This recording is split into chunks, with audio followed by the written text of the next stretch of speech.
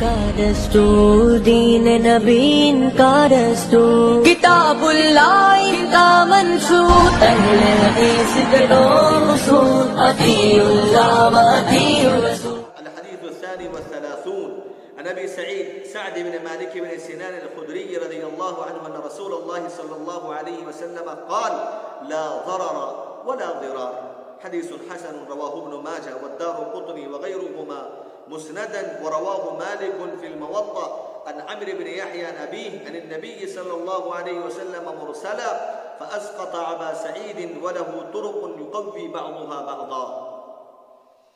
40 نوویہ کی 32ویں حدیث، جس پر 2ویں حدیث، حضرت ابو سعید خدری رضی اللہ تعالیٰ عنہ راوی حدیث کہتے ہیں اللہ کے نبی علیہ السلام نے ارشاد فرمایا لا ضرر ولا ضرار، نہ اپنا نقصان کرو نہ دوسروں کا نقصان کرو۔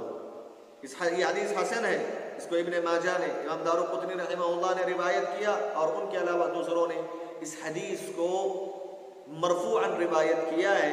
امام مالک رحمہ اللہ نے موطا میں مرسلاً روایت کیا ہے، ابو سعید کا تذکرہ نہیں فرمایا، لیکن امام نووی رحمہ اللہ کے بقول یہ حدیث اس حدیث کے متعدد طرق کے ہونے کے سبب یہ حدیث ثابت ہے، حسن ہے۔ حضرات، اس حدیث کے راوی ہیں ابو سعید خدری رضی اللہ تعالی عنہ، جن کا مختصر تعارف یہ ہے، آپ کا نام سعد بن مالک بن سنان الخدری ہے، آپ کی کنیت ابو سعید آپ کی کنیت ہے، کنیت سے ہی آپ زیادہ مشہور ہیں، نام سے زیادہ۔ آپ کا شمار اہل بیت رضوان میں سے ہوتا تھا۔ آپ کی جو مرویات ہیں، اور آپ کو معلوم ہونا چاہیے کہ حضرت ابو سعید خدری رضی اللہ تعالی عنہ کا شمار مکثرین صحابہ میں ہوتا ہے، یعنی ایسے صحابہ جنہوں نے سب سے زیادہ پیارے نبی سے روایتوں کو لیا اور امت تک پہنچایا، ان صحابہ میں آپ کا شمار ہوتا ہے۔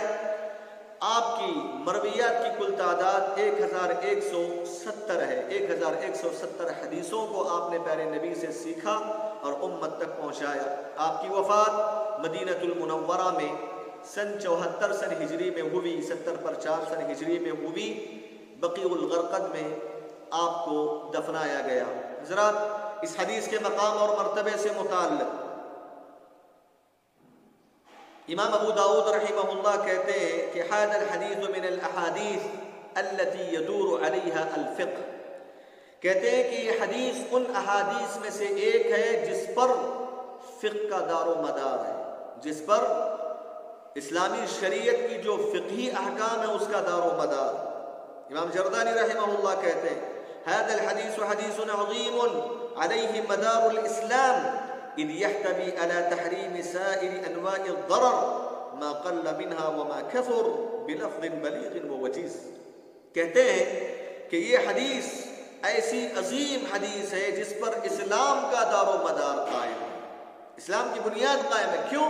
اس لیے کہ یہ حدیث نقصان پہنچانے والی جتنے بھی وسائل ہیں، جتنے بھی اقسام ہیں، ان تمام انواع اور وسائل پر مشتمل حدیث ہے۔ مختصر الفاظ میں میرے نبی صلی اللہ علیہ وسلم نے اس حدیث میں نقصان پہنچانے والے جتنے بھی وسائل ہیں، ان وسائل کو مختصر الفاظ میں واضح کر دیا ہے۔ حضرات، اس حدیث کی مختصر شرح یہ ہے، پیارے نبی صلی اللہ علیہ وسلم نے فرمایا لا ضرر ولا ضرار۔ لا ضرر ولا ضرار کے علماء کرام نے بہت سارے معنی اور مفہوم بتلائے ہیں۔ سب سے پہلا معنی یہ بتایا لا ضرر۔ لا ضرر، لا ضرر کا معنی یہ ہے کہ کوئی بھی نقصان آنے سے پہلے، چاہے مال میں ہو یا انسان کی جان کے سلسلے میں ہو، اس کے آل و اولاد کے سلسلے میں ہو یا اس کے دین کے سلسلے میں ہو، کوئی بھی نقصان چاہے دنیا اور آخرت کے اعتبار سے جو نقصان آنے والا ہوتا ہے، ایسے نقصان آنے سے پہلے اپنے آپ کو نقصان سے بچا لینا، نقصان آنے سے پہلے اپنے آپ کو نقصان سے بچا لینا۔ ولا ضرار کا مطلب یہ ہے، ولا ضرار کا اپنے آپ کو، لا ضرر دین اور دنیا کے اعتبار سے نقصان آنے سے پہلے اپنے آپ کو بچا لینا، اپنے آپ کو بچا لینا یا دوسروں کو بچانا، یا دوسروں کو بچا لینا۔ ولا ضرار کا مطلب یہ ہے کہ کوئی بھی نقصان آ جانے کے بعد، چاہے دین یا دنیا دونوں اعتبار سے کوئی بھی نقصان آ جانے کے بعد اس نقصان سے اپنے آپ کی حفاظت کرنے کی خود کوشش کرنا، اور دوسروں کو نقصان آنے کے بعد نقصان سے بچا لینا۔ یہ پہلا مفہوم علماء کرام نے بتایا، لا ضرر ولا ضرار۔ دوسرا مطلب یہ بتایا کہ لا ضرر کا مطلب بغیر کسی قصد اور ارادے کے نہ اپنا نقصان کرو نہ کسی اور کا نقصان کرو۔ ولا ضرار کا مطلب قصد کے ساتھ، ارادے کے ساتھ نقصان پہنچانے کے ارادے سے نہ اپنے آپ کا نقصان کرو نہ دوسروں کا نقصان کرو۔ یہ دوسرا مفہوم علماء اکرام نے اس حدیث کا بتلایا۔ تیسرا مطلب یہ بتلایا کہ لا ضرر، یعنی آدمی لا ضرر کا مطلب اپنے آپ کا نقصان نہ کرے، ولا ضرار کا مطلب دوسروں کا نقصان نہ کرے۔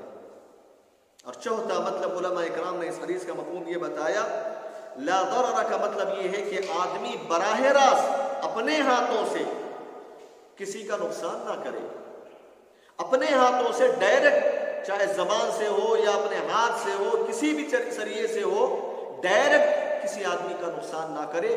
ولا ضرار کا مطلب یہ ہے کہ کسی اور کے ذریعے ایک آدمی کو نقصان نہ پہنچائے۔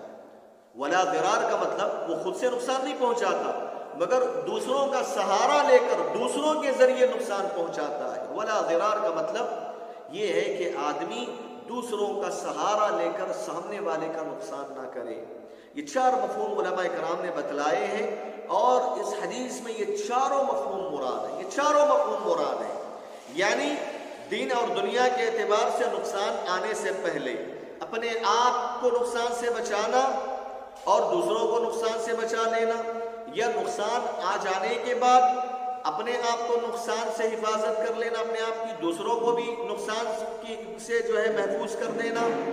اور اسی طرح نہ بغیر کسی قصد و ارادے کے کسی اور کا نقصان کرنا، نہ قصد اور ارادے کے ساتھ نقصان کرنا۔ اسی طرح نہ ڈائریکٹ کسی آدمی کو نقصان پہنچانا یا کسی اور کے ذریعے آدمی کو نقصان پہنچانا۔ یہ چاروں کے چارے معنی اور مفہوم جو ہے اس حدیث میں شامل ہیں۔ حضرات، یہ حدیث اسلامی شریعت کے قواعد میں سے ایک بنیادی قاعدے کی اس کو حیثیت حاصل ہے، ٹھیک ہے۔ اس حدیث سے حاصل ہونے والے کچھ اہم فوائد یہ ہیں کہ اس حدیث میں اسلامی شریعت کے کمال کو واضح کیا گیا، اسلامی شریعت کے ایک خوبی کو اس میں پیارے نبی صلی اللہ علیہ وسلم نے ذکر فرمایا ہے کہ اسلامی شریعت کی بہت ساری خوبیاں ہیں۔ ان خوبیوں میں یہ خوبی ہے کہ اسلام اس بات کی تعلیم دیتا ہے کہ نہ خود اپنا نقصان کرو نہ دوسروں کو نقصان پہنچاؤ یا نقصان پہنچانے کا ذریعہ بنو۔ ہر قسم کے نقصان سے اسلامی شریعت روکتی ہے، جس سے اسلام کے جو ہے کمال، اسلام کا جو ہے کمال درجے کا پتہ چلتا ہے، یا اسلام کی ایک بہت بڑی خوبی کا پتہ چلتا ہے۔ دوسرا فائدہ اس حدیث سے حاصل ہونے والا یہ ہے، کسی مسلمان کے لیے جائز نہیں ہے کہ وہ اپنے آپ کا نقصان کرے، اللہ رب العالمین کے ساتھ شرک کر کے، گناہ کر کے، معاصی کر کے، اپنے عقیدے کو برباد کر کے، اپنے اخلاق کو برباد کر کے، حرام کردہ چیزوں کا ارتکاب کر کے، اللہ کی واجبات کو چھوڑ کر، دین سے دور ہو کر وہ اپنا نقصان نہ کرے۔ اسی طرح دنیا کے معاملے میں بھی وہ اپنا نقصان نہ کرے، اپنے جسم کو تکلیف پہنچاتا ہے، اپنے جسم کے حقوق کو ادا نہیں کرتا، اپنے بیوی بچوں کے حقوق کو ادا نہیں کرتا، اپنے والدین کے حقوق کو ادا نہیں کرتا، اپنے مال کی حفاظت نہیں کرتا۔ دنیا کے اعتبار سے بھی دنیا کی جو نعمتیں ہیں ان نعمتوں کو وہ نقصان پہنچا کر اپنے آپ کا نقصان نہ کرے، اسی طرح وہ دوسروں کو بھی نقصان نہ پہنچائے، نہ دین کے اعتبار سے نہ دنیا کے اعتبار سے۔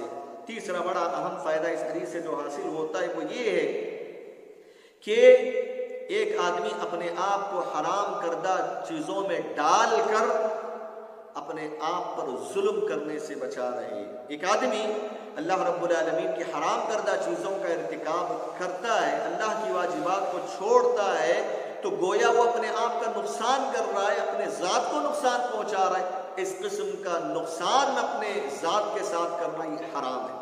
چوتھا فائدہ اس حدیث سے حاصل ہونے والا یہ ہے کہ ایک آدمی کے لیے یہ حرام ہے کہ وہ کسی اور کے ذریعے کسی آدمی کا نقصان کرے۔ کچھ لوگوں کا استعمال کر کے آدمی کو نقصان پہنچانا یہ حرام ہے۔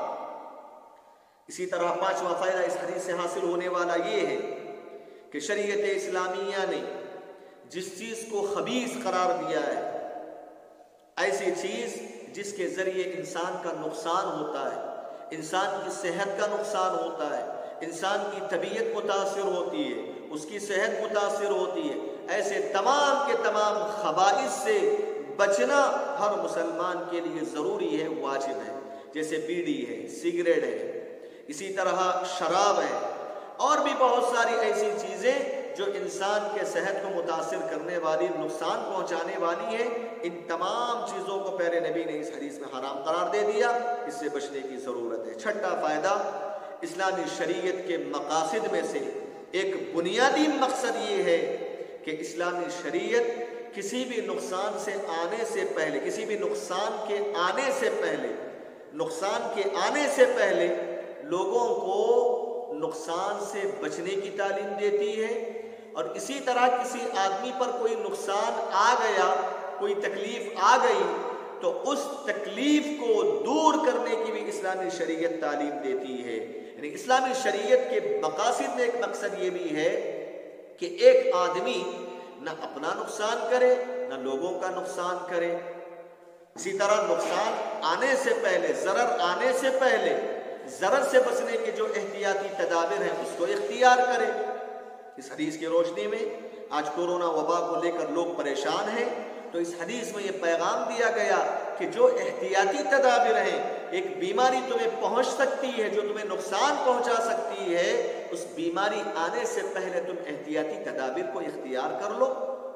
یہ اس حدیث کا، بلکہ اسلامی شریعت کا ایک بنیادی مقصد ہے جو اس حدیث میں اشارہ کیا گیا۔ حضرات، ساتواں فائدہ، یہ حدیث ایک عام قاعدے کی حیثیت رکھتا ہے کہ ہر وہ کام جس کے اندر انسان کے لیے نقصان کا پہلو ہے وہ شرعی اعتبار سے حرام۔ ہر وہ کام جس میں انسان کی صحت کے لیے نقصان کا پہلو ہو وہ چیز حرام ہے، یہ قاعدہ ہے۔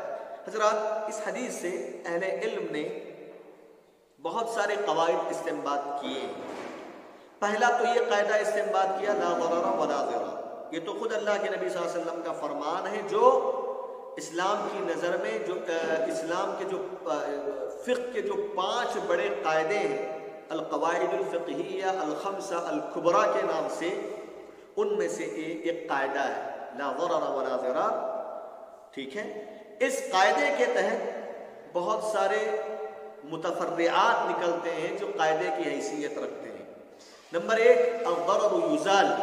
الضرر یزال، نقصان پہنچ جانے کے بعد اس نقصان کو ختم کر دینا، مٹا دینا، چاہے اپنے ذات سے یا لوگوں سے۔ یہ پہلا قاعدہ جو لا ضرر ولا ضرار کے تحت میں داخل ہوتا ہے۔ دوسرا قاعدہ، الضرر یدفع بقدر الامکان۔ نقصان پہنچنے کے بعد جتنی ہم سے طاقت ہے، ہماری طاقت ہے، اس طاقت کے بقدر نقصان کو دور کرنا چاہیے۔ نقصان آنے سے پہلے، نقصان ابھی نہیں آیا ہے، نقصان نہیں پہنچا ہے، خسارہ نہیں ہوا ہے، وہ آنے سے پہلے جتنی ہماری طاقت ہے، ہماری بس میں ہے، اس کے بقدر نقصان کو دور کر دینا، آنے سے پہلے نقصان سے اپنے آپ کو بچا لینا۔ الضرر یدفع بقدر الامکان۔ تیسرا قاعدہ، الضرر لا یزال بمثلہ۔ کسی بھی نقصان سے بچنے کے لیے بالکل اسی طرح کا نقصان ہم نہیں کر سکتے۔ ہم اپنے آپ کو کسی نقصان سے بچانا چاہتے ہیں، اس نقصان سے بچانے کے چکر میں اسی طرح کا نقصان کر بیٹھے، یہ درست نہیں ہے۔ جیسے مثال کے طور پہ کوئی بھی آدمی کسی مسلمان کو پکڑ لے، کہے کہ تم اس مسلمان کو، یعنی سامنے ایک مسلمان ہے، اس مسلمان کو تم قتل کرو، اگر نہیں کرو گے تو ہم تمہاری گردن اڑا دیں گے۔ ایسے وقت میں مسلمان کو اگرچہ زبردستی کیا جا رہا ہے، مگر مسلمان کے لیے جائز نہیں ہے کہ وہ اپنی جان بچانے کے لیے دوسرے مسلمان کا قتل کر دے۔ الضرر لا يزال بمثله۔ چوتھا قاعدہ، يتحمل الضرر الخاص الضرر العام۔ کیا مطلب ہے اس کا؟ اس کا مطلب یہ ہے اگر نقصان کسی ایک آدمی کا ہو رہا ہے، یہ برداشت کر لینا زیادہ بہتر ہے اس کے مقابلے میں کہ اس آدمی کا نقصان سارے لوگوں تک پہنچ جائے۔ خاص جو نقصان ایک آدمی کو ہونے والا نقصان، اس کو برداشت کر لینا یہ زیادہ بہتر ہے بجائے اس کے کہ اس نقصان کی بنیاد پر کئی لوگوں کا ہم نقصان کر بیٹھے۔ کورونا کی مثال اس کے لیے بالکل واضح ہے سمجھنے کے لیے۔ اس حدیث کی بنیاد پر ایک آدمی کو کورونا پازیٹیو ہو چکا ہے، اسلامی شریعت کہتی ہے کہ اس آدمی کو چاہیے کہ وہ بالکل الگ تھلگ رہے، دوسروں سے ملاقات نہ کرے، بھیڑ بھاڑ میں نہ جائے، بازاروں میں نہ جائے۔ کیوں؟ اس کی جان، اگر اس کی جان خطرے میں ہے تو اس کی ایک جان خطرے میں ہے، اس کی اپنی جان کے خطرے کی وجہ سے جو اس کو بیماری لاحق ہوگی، وہ جا کر دوسروں سے ملے گا، دوسروں سے ملاقات کرے گا، گھر والوں سے ملاقات کرے گا، اس کی جان تو خطرے میں ہے، لیکن اس کے جان کے خطرے کی وجہ سے وہ کئی لوگوں کی جان کو خطرے میں ڈال دیتا ہے، اس کی اس حرکت کی وجہ سے۔ اسی لیے وہ آدمی اپنا نقصان برداشت کر لے، اپنے نقصان کو اپنے حد تک رکھے، اس کی بنیاد پر دوسرے لوگوں کو نقصان پہنچنے کا ذریعہ نہ بنے۔ يتحمل ضرر الخاص الضرر العام۔